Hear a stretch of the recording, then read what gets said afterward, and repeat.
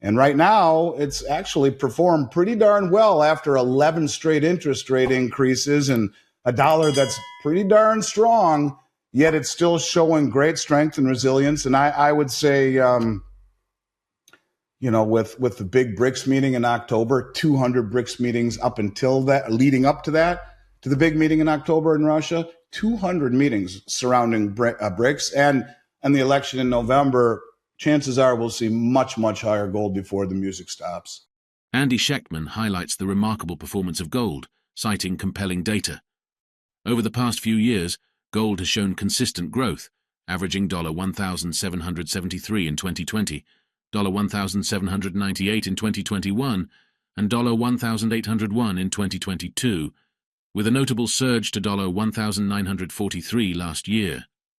Currently, trading above $2,000, Shechtman emphasizes the potential for further escalation, fueled by central bank purchases and monetary expansion.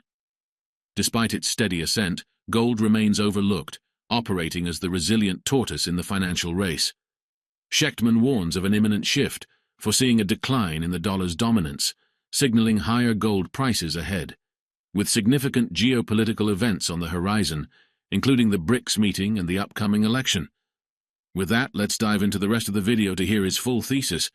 But I think it's important to think of things in the context that in the United States, we've become obsessed with instant gratification not being fast enough. And, if you look at gold, it is the tortoise, it's not the hare. If we go back to the beginning of 2000, for 24 years, gold has produced an annual return of 7.8%.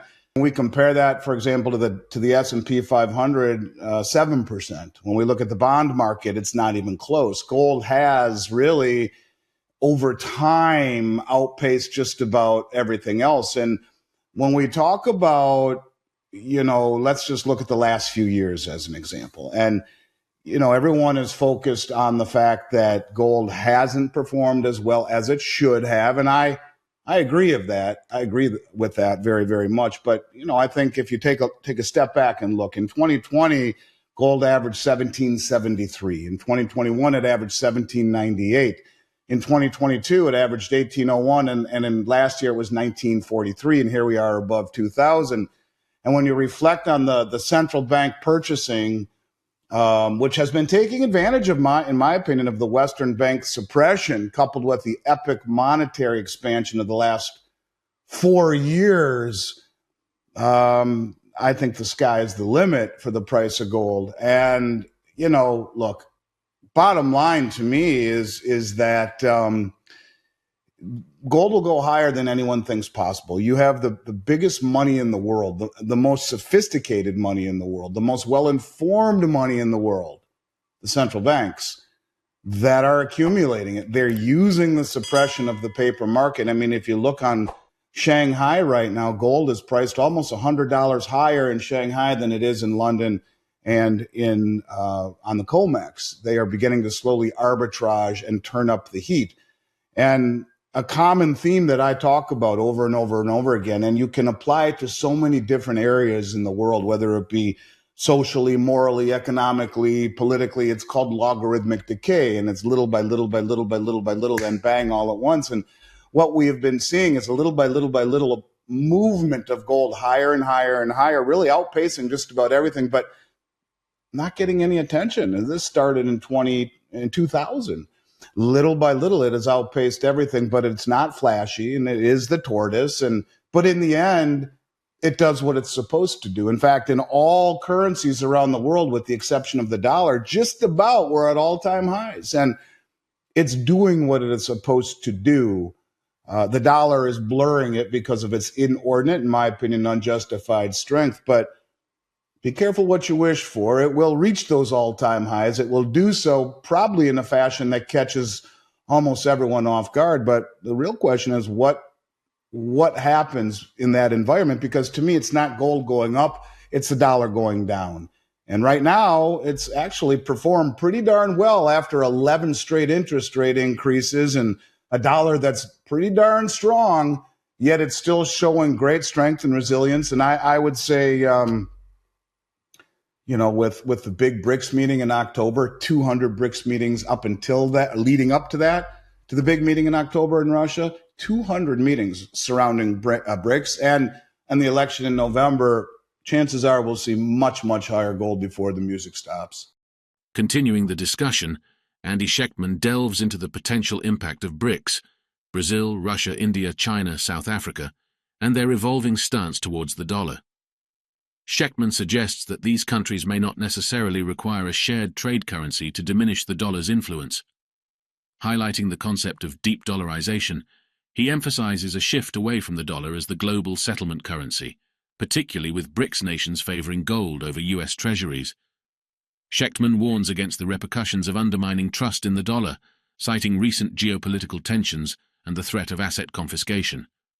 I mean, I don't even think that they necessarily need to have a shared trade currency to chip away at the dollar. And if you look at the BRICS Plus, and if they all demanded that they pay each other, I mean, let's just back it up for 1 second. What is the petrodollar? The petrodollar is that the oil is sold for dollars, and then the proceeds are reinvested in treasuries. And let's go back to what we were just talking about. Look, gold has outpaced the treasury market hand over fist, not even close, over the last decade and over the last 25 years. And if you realize that you're seeing massive divestment of treasuries by the central banks like Japan and China and Russia and Saudi Arabia, they're all selling treasuries and they're buying gold, using the suppression of the Western markets to drain the system. I'm sure we'll get to that in a minute. But point of it is that I think when you talk about it, if these countries trade with one another in local currencies until and if there is a local or a common settlement currency, and instead of putting the reserves, the excess reserves into treasuries, they put it into gold, which is what in large context, it seems to me that they are already doing.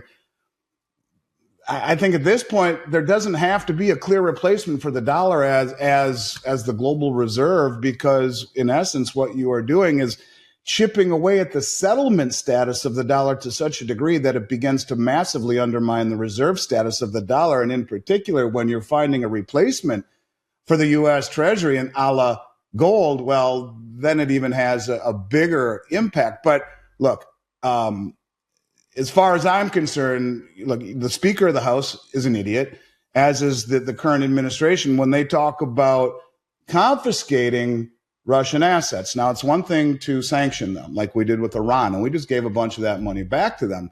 But they're talking confiscating $300 billion in Russian assets and use it to continue to fight the war in the Ukraine. We just gave them another $60 billion, not a penny to the border, and we're broken, we're insolvent. But the bottom line is that the repercussions are cataclysmic for the dollar hegemony. And no country in the entire Southern Hemisphere will ever trust us again if we go to the exorbitant step of not just freezing and sanctioning and freezing interest payments and not allowing access, but we confiscate it. It's a whole different thing. Look, let me just put this into context for 1 second. Aside from the fact that 35 more countries have formally applied to the BRICS and 20 more informally, aside from the fact that 20% of all oil transactions were done outside the dollar, aside from the fact that as it is right now, BRICS account for a larger percentage of global GDP, 37 to 30.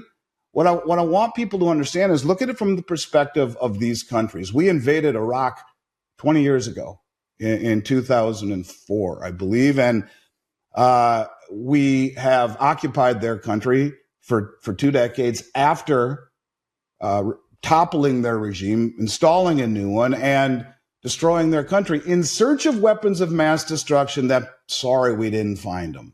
Now, the rest of the world looks at us as being wholly hypocritical, where we set the rules as the world reserve standard. We can go in, we can sanction 14 of their banks 20 years after invading them, still occupy their land, and the money that they make in oil revenue, last year, $90 billion, is held at the New York Fed. They can't even control what they do with the proceeds of their oil sales.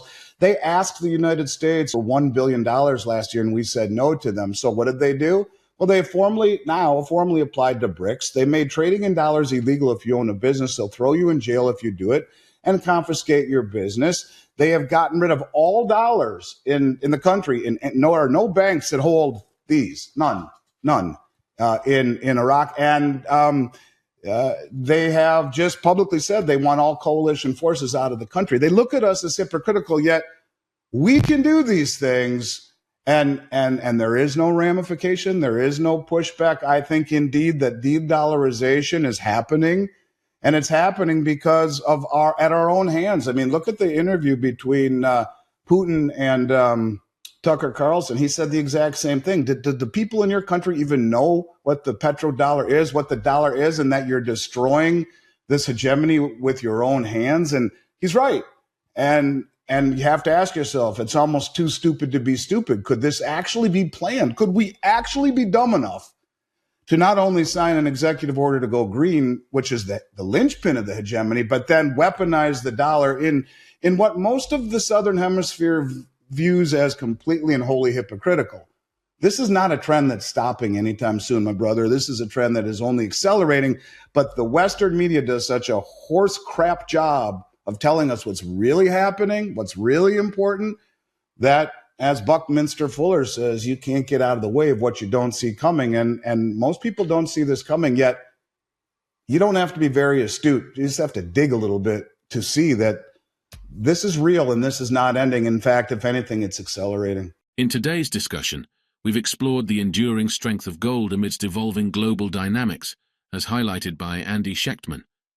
From its consistent performance to the shifting geopolitical landscape, there's much to consider.